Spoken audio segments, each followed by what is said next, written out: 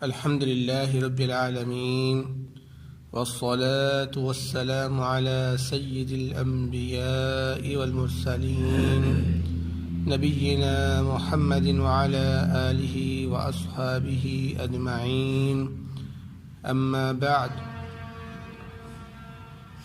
أعوذ بالله السميع العليم من الشيطان الرجيم بسم الله الرحمن الرحيم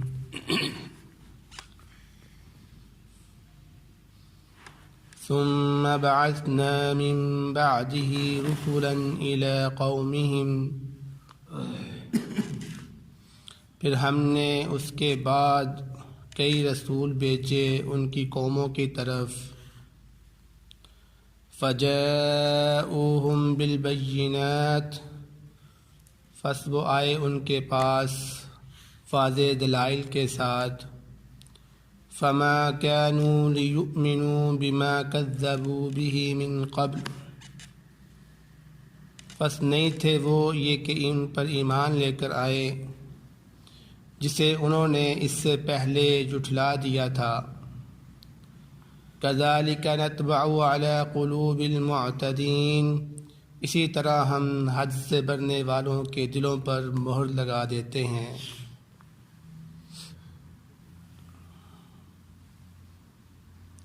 سورۃ یونس کی آیت نمبر 74 آپ کے سامنے تلاوت کی گئی ہے۔ اس آیت مبارکہ میں اللہ رب العزت بیان فرما رہے ہیں کہ ثم بعثنا من بعده رسولا، کہ نوح علیہ السلام کے بعد ہم نے کئی رسول بھیجے۔ وہ کون سے رسول ہیں؟ ان کی تفصیل اللہ رب العزت نے اس سے آگے والی صورت میں بیان فرمائی ہے کہ وہ رسول حضرت ہود علیہ السلام، حضرت ابراہیم علیہ السلام، حضرت شعیب علیہ السلام، یہ معروف شخصیات، اس طرح کے رسولوں کو اللہ رب العزت نے بھیجا۔ فرمایا الی قومہم، ان کی قوم کی طرف۔ معلوم یہ ہوا کہ پہلے جتنے بھی انبیاء آتے رہے، نبی آتے رہے، وہ اپنی خاص قوم کی طرف مبعوث کیے جاتے ہیں، یہاں تک کہ حضرت نوح علیہ السلام بھی اپنی خاص قوم کی طرف ہی مبعوث کیے گئے تھے۔ اگرچہ بعض علماء اس میں یہ بھی کہتے ہیں کہ وہ تمام امت کی طرف مبعوث تھے، لیکن درست بات یہی ہے کہ وہ بھی ایک خاص قوم کی طرف ہی مبعوث کیے گئے تھے۔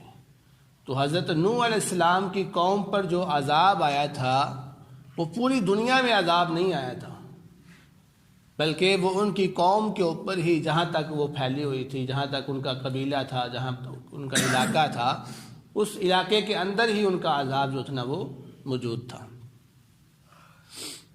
لیکن ہمارے نبی صلی اللہ علیہ وسلم کا یہ خاصہ ہے کہ اللہ رب العزت نے واحد حضرت محمد صلی اللہ علیہ وسلم کو ہی تمام دنیا کے لیے مبعوث فرمایا تھا۔ اس سے پہلے یہ معجزہ، یہ خاصہ اللہ رب العزت نے کسی نبی کو عطا نہیں کیا، بلکہ ہر ایک کو اپنی قوم کے ساتھ خاص کر دیا تھا۔ یعنی بسا اوقات ایسے بھی ہوتا تھا کہ ایک وقت کے اندر دنیا میں 2 3 رسول موجود ہوتے تھے، وہ اپنی قوم کے لیے ہے، وہ اپنی قوم کے لیے، ہر ایک اپنے اپنے علاقے کے لیے مبعوث کیا ہوا تھا۔ لیکن نبی کریم صلی اللہ علیہ وسلم کی موجودگی میں دنیا میں کوئی دوسرا رسول نہیں تھا، یعنی وہی ساری دنیا کے لیے اکیلے رسول بنا کر بھیجے گئے تھے۔ تو اللہ رب العزت فرما رہے ہیں فجاءوہم بالبینات، تو یہ جتنے بھی رسول ہم نے بھیجے یہ واضح دلائل لے کر آئے اپنی قوم کے پاس، یعنی معجزات لے کر آتے تھے تاکہ قوم کو پتہ چلتا ہے کہ یہ اللہ رب العزت کی طرف سے بھیجے ہوئے ہیں اور یہ نبی ہے، اور اس پر ایمان لے کر آئیں۔ اور سب سے بڑا جو معجزہ اللہ رب العزت نے دیا وہ حضرت محمد صلی اللہ علیہ وسلم کو اس قرآن کی وجہ سے دیا۔ یہ قرآن سب سے بڑا معجزہ ہے اللہ رب العزت کا، اور اس کی تاثیر بھی ہے پھر، جس کی وجہ سے محمد صلی اللہ علیہ وسلم کی قوم سب سے زیادہ ہے۔ اس کی وجہ سے حضرت محمد صلی اللہ علیہ وسلم کی امتی سب سے زیادہ ہے اس قرآن کی وجہ سے، کیونکہ اس کی تاثیر ہے۔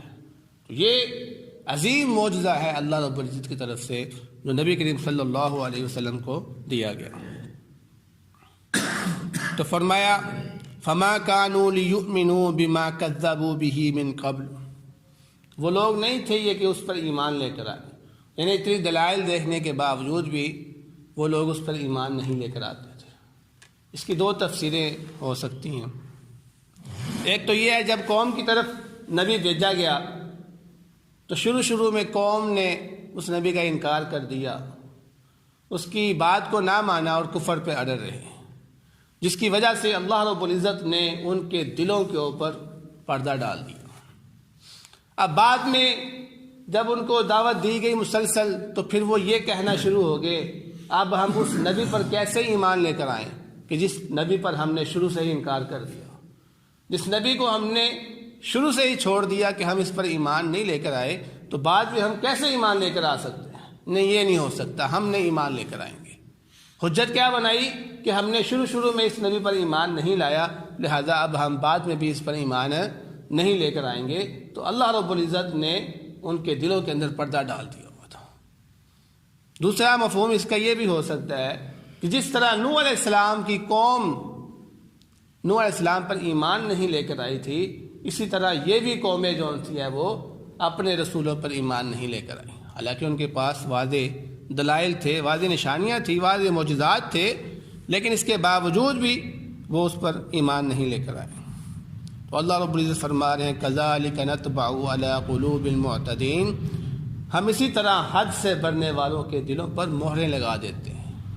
جب کوئی شخص دلائل کو دیکھ کر، حق کو دیکھ کر اس پر ایمان نہ لے کر آئے، اس کو قبول نہ کرے، تو اللہ رب العزت پھر ان کے دلوں کے اندر مہر لگا دیتے ہیں کہ اب دنیا کی کوئی بھی چیز ان کو نصیحت کرتی رہے وہ ایمان نہیں لے کر آئیں گے، یعنی وہ پکے کے پکے جہنمی ہو جاتے ہیں۔ اگرچہ وہ دنیا میں جتنی مرضی عیش و عشرت کے ساتھ زندگی گزار رہے ہوں، لیکن اللہ رب العزت کے ہاں وہ آخرت میں پکے جہنمی ہیں، کیونکہ اللہ رب العزت نے ان کے اوپر سٹیمپ لگا دی ہوئی ہے، مہر لگا دی ہوئی ہے۔ پھر آپ نے فرمایا ثم بعثنا من بعدهم موسى وهارون، پھر ہم نے ان کے بعد موسیٰ علیہ السلام کو اور ہارون علیہ السلام کو بھیجا الی فرعون وملئہ، فرعون اور اس کے سرداروں کی طرف۔ اب موسیٰ علیہ السلام کا یہاں پر قصہ تھوڑا اللہ رب العزت مفصل بیان فرما رہے ہیں۔ اس کی وجہ کیا ہے؟ اس کی وجہ یہ ہے کہ نوح علیہ السلام کی قوم جس طرح پانی میں غرق کی گئی تھی، اسی طرح موسیٰ علیہ السلام اور ہارون علیہ السلام کی قوم بھی پانی میں غرق کی گئی تھی۔ یہ دونوں کی مثالیں ایک ہی ہیں۔ جس طرح نوح علیہ السلام کی قوم پر عذاب آیا، اسی طرح حضرت موسیٰ اور ہارون علیہ السلام کی قوم پر، جو کہ شروع میں فرعون سمیت سارے تھے، اس نے بھی انکار کیا، اللہ رب العزت نے ان کو سمندر میں غرق کر دیا تھا۔ تو اس لیے اللہ رب العزت نے یہاں پر دوسرا جو قصہ مفصل بیان کیا ہے وہ حضرت موسیٰ علیہ السلام کا بیان فرمایا۔ تو فرمایا ہم نے موسیٰ اور ہارون علیہ السلام کو فرعون کی طرف اور اس کے سرداروں کی طرف بھیجا بآیاتنا، اپنی نشانیوں کے ساتھ۔ فاستکبروا، انہوں نے تکبر کیا، فرعون نے تکبر کیا کہ میں ہوں رب، میرے علاوہ کون ہو سکتا ہے رب۔ وکانوا قوما مجرمین، اور وہ مجرم قوم تھے، یعنی ہر ٹائم اللہ رب العزت کی نافرمانی کرنے والے تھے۔ فرعون اپنے آپ کو رب سمجھتا تھا، تو اس سے بڑھ کر اللہ رب العزت کی نافرمانی اور کیا ہو سکتا ہے کہ جو دنیا میں رہ کر اللہ رب العزت کی نعمتیں کھائے اور پھر تکبر کرے کہ نہیں میں ہی رب ہوں، حالانکہ اس کو پتہ ہے کہ وہ کس سے لے کے کھا رہا ہے، لیکن اتنا تکبر میں ڈوب جائے کہ اپنے آپ کو رب کہنا شروع ہو جائے۔ اللہ رب العزت فرمایا کہ یہ مجرم قوم ہے۔ یہ فلما جاءهم الحق من عندنا، پر جب ان کے پاس حق آ گیا ہماری طرف سے، قالوا، تو کہنے لگے ان ھذا لسحر مبین، سوائے اس کے نہیں کہ یہ کھلا کھلا جادو ہے۔ یعنی جب بھی کسی قوم پر اس کے نبی واضح دلائل لے کر آئے، معجزات لے کر آئے، اور وہ قوم اپنے نبی کا جواب دینے سے قاصر ہو جاتی، جب وہ لاجواب ہو جاتے، تو بالآخر ان کا ایک ہی جملہ ہوتا تھا، یہ جادوگر ہے، یہ جادوگر ہے۔ نبی صلی اللہ علیہ وسلم کو بھی یہی کہتے تھے کہ آپ جادوگر ہیں، تو اللہ رب العزت اپنے نبی کو تسلی دینے کے لیے پہلے امتوں کا حال بیان کر رہے ہیں کہ دیکھو موسیٰ علیہ السلام کو بھی کہہ دیا کہ جادوگر ہے، اس لیے اگر آپ کو بھی آپ کی قوم نے جادوگر کہہ دیا ہے تو آپ پریشان نہ ہو۔ اصل میں یہ سارا موضوع پیچھے سے چلتا آ رہا ہے، اور مقصد کیا ہے کہ اللہ رب العزت اپنے پیغمبر حضرت محمد صلی اللہ علیہ وسلم کو تسلی دے رہے ہیں کہ آپ ان کی باتوں پہ پریشان نہ ہو۔ یہ ہر قوم کا رول گزرا ہے کہ جب وہ لاجواب ہو جاتی ہے تو اپنے نبی کو جادوگر کہہ دیتے ہیں، اس لیے آپ کو بھی یہ لوگ جادوگر کہہ دیتے ہیں کیونکہ ان کے پاس اب کوئی جواب نہیں ہے۔ تو آج کے لیے اتنا ہی کافی ہے۔